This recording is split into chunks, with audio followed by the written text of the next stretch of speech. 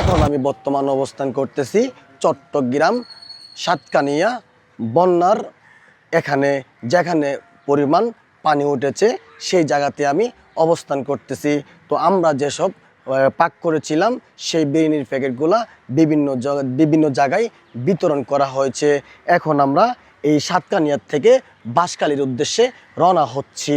সেখানে গিয়ে আমরা যেসব যে বাকি আমাদের প্যাকেটগুলো আছে এই প্যাকেটগুলো আমরা বিতরণ করে দিয়েছি।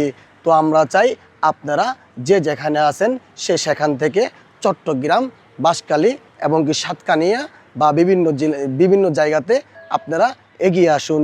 যে পরিমাণ পানি উঠেছে আপনারা না যাইলে সেই জায়গাতে না যাইলে আপনারা দেখতে পারবেন না, এমনকি বুঝতেও পারবেন না। আমি এখন অবস্থান করতেছি বর্তমান বাঁশখালী। রাশিদুল ভাই, চট্টগ্রাম।